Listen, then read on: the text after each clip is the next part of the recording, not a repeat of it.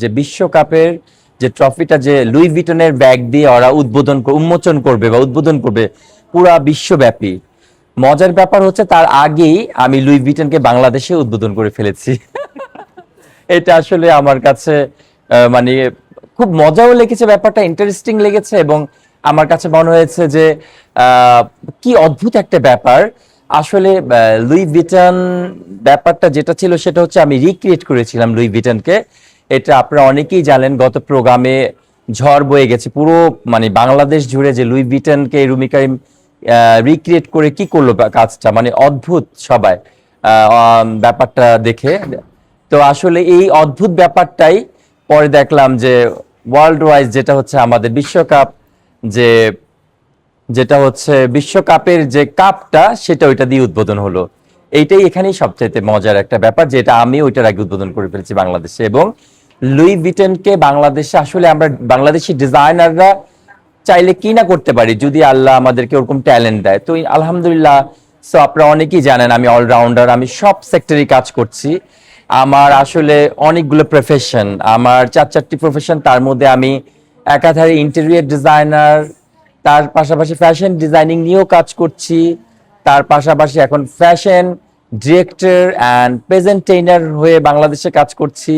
Even হচ্ছে নৃত্যশিল্পী, ছোটবেলা থেকেই নাচ করতাম, ক্লাসিক্যাল ডান্সার ছিলাম। তো সাংস্কৃতিক মনা ছোটবেলা থেকেই। তো যখন নাকি ইন্টেরিয়র করতে চাই অথবা ফ্যাশন ডিজাইনিং করতে চাই তখন আমার মধ্যে অনেক ক্রিয়েটিভিটি কাজ করে, যেটা একদম আল্লাহ প্রদত্ত আমি মনে করি। তো এই জিনিসগুলো আসলে একদম ইউনিক হয়, একদম সবার মতো না। এবং আমি মনে করি এই ফার্স্ট বাংলাদেশে আমি মনে হয় লুই ভিটনকে রিক্রিয়েট করে প্রেজেন্ট করেছি, যেটা এর আগে কেউই করেনি। এটার জন্য আমি নিজেকে প্রাউড করছি।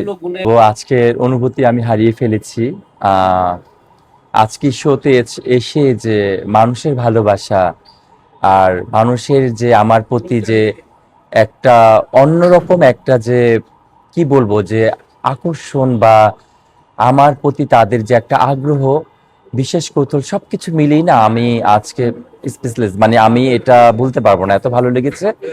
আর স্পেশাল আমি থ্যাঙ্কস দিব রাকিবকে, যে রাকিব এত সুন্দর একটি প্রোগ্রাম আয়োজন করেছে, যেখানে বিশেষ ভাবে আমি আসতে পেরে নিজেকে অনেক প্রাউড ফিল করছি।